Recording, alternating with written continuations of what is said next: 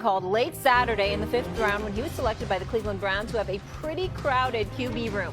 With Deshaun Watson expected to miss significant time this upcoming season, the Browns quarterback competition will consist of Joe Flacco, Kenny Pickett, Dylan Gabriel, and Shedeur Sanders. Sanders is currently tied for the 5th shortest odds in the NFL to win Offensive Rookie of the Year at 15-1, with Gabriel set at 60-1.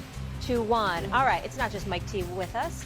Dominique Foxworth also as well. Neek, I just have to tell you, I was watching you in Get Up. I really love the artwork. Stephen A was focused on Monica's in the Marriott. I just looked your up. artwork, especially, I just looked up. especially What's up, guys? What's the going on, little man? ESPN drawing of you, fantastic. What's happening? What's up? Okay, I worked really hard on all of these. I appreciate that you guys see value in my artwork. I've been working on my art skills. There we go. Absolutely. I got you. Okay. Tell me that. I was just Mike joking. T. It's my kids. We know. No. I think we might have just had an earthquake here, so that's why we seemed a little distracted, to be honest with you. Dom, it actually shook here like a damn earthquake or something. So Stephen A and I were a little awkward for a moment. We were just trying to survive in this hostile environment. I was part of that awkwardness too. I was like, yeah, we were all like, okay, I thought we're in New York, not California. All right, Mike T. Will Shedeur be the Browns starter week 1? yes, he's the most talented quarterback in that room. Look, I had him at the bottom of the first, top of the second. Ironically, I compared him to Kirk Cousins. Kirk Cousins had a great career in Minnesota with offensive coordinator Kevin Stefanski, now the head coach of the Cleveland Browns. Whatever happened in the draft to me is ancient history. Shedeur Sanders on Saturday night should have been calling the skill players of the Cleveland Browns saying, hey, here I come, and start developing a relationship. If I'm the Browns, I either keep Joe Flacco or Kenny Pickett as my veteran guy. I took Dylan Gabriel in the 3rd round, who's a nice player, not a lot of upside, but I really need to know what I have in Shedeur Sanders, because next year I have 2 first-round picks.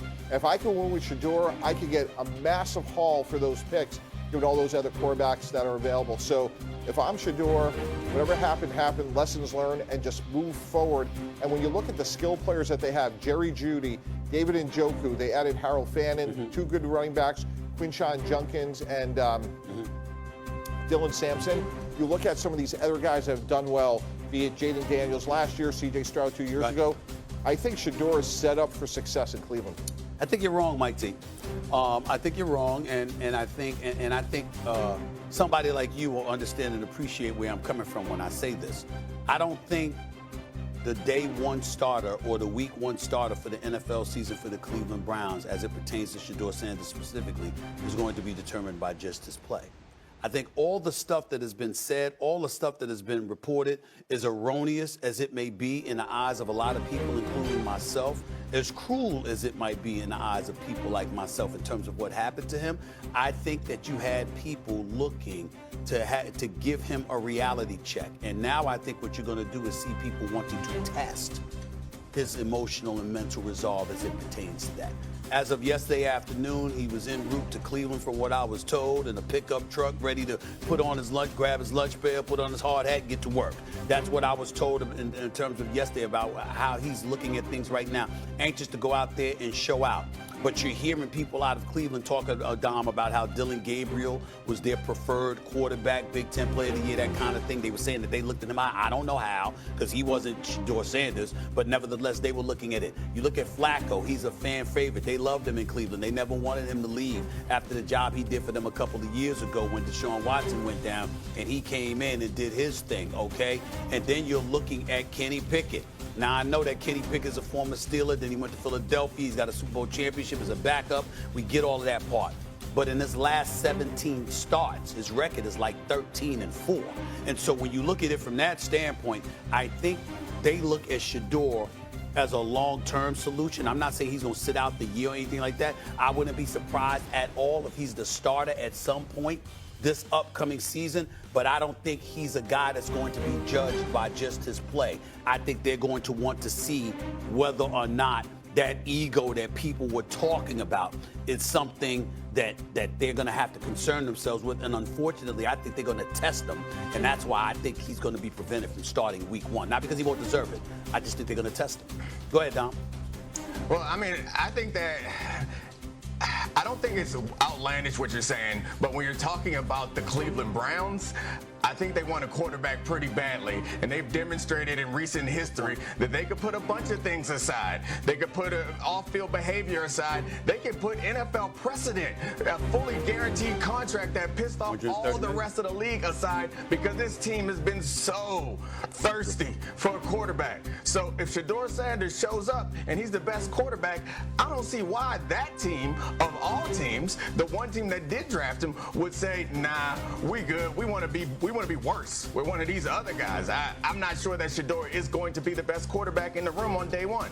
He's a rookie. Plenty of rookies, first round and second round and third round rookies do not start in week 1. I think you're right that he will get a chance to get on the field at some point, but he better make the best of that, because one thing I do know is that the Browns are probably going to be near the top of the draft again next year, and a 5th round pick is not enough investment for them to not draft another quarterback next year. So Shedeur, whatever he has to do to get better at, he needs to do it immediately. And as soon as he gets on the field, there's no slip-ups. They're not invested. They're not going to do like they did for Caleb and put a perfect O-line around him and get him a bunch of receivers and running backs and keep trying. They're going to throw him out there once, sink or swim. And we're done with you at the end of this season. We might draft another one. Yeah, guys, I see it totally differently. When we drafted Mark Sanchez in New York in 2009, day one, snap one, we put him out there, sink or swim, and we went to the AFC Championship game. Shedeur Sanders is a talented quarterback. And if you listen to Bill Parcells' induction speech when he went to the Hall of Fame, and Nick, you know this, the locker room is the ultimate meritocracy. Shedeur Sanders has more ability than any of those other quarterbacks in that room. Kenny Pickett, Stephen A., I understand what you said, but when you're on your 3rd team in 3 years and Pittsburgh and Philadelphia give up on you, he's not a talented quarterback. Joe Flacco is 40 years old. He's a great backup. So if I'm Cleveland, I want either Dylan Gabriel or Shedeur to start. And once you get that job, don't ever look back. Just keep on going. Well, and if you earn the trust and respect of the locker room, the way Mark Sanchez did, even though it was bumpy, he held the job, and we went to back-to-back championship games. And I'm just saying, like, if I'm Shedeur, all that noise is irrelevant. I have to earn the respect of the locker room, and if I do, then I'm the starter, because, again, it's a meritocracy. Those players want to believe that the quarterback gives us a chance to win. Listen, I get where you're coming from, and I certainly wasn't trying to imply that Kenny Pickett is going to start before him. I'm just telling you what they're saying about him. As it pertains to Joe Flacco, he is a fan favorite that took them to the playoffs a couple of years ago, so we have to pay attention to that. And he can fling that football, and that experience does matter. I'm just saying, when you put a quarterback in there that's a rookie, you got to be sure that he's your guy. And with Shedeur Sanders, and Dom, I appreciate everything that you said, because you're right on point with all the points you made. I just think that when it comes to him, it's not just about football. And the draft situation proved that. So because that's the reality, knowing that once you put him in there, he's your guy, I'm just simply saying they're going to wait for as long as they can get away with it before they make him that guy. And it may be week 3. But it may be week 5. Stephen A., that's not true, because if Kevin Stefanski is sitting right here, he's going to play the best quarterback to win. And if I'm talking to Shedeur today, make it you on day one, like own that position from day one. But that doesn't make sense. But what doesn't make sense, but y'all can both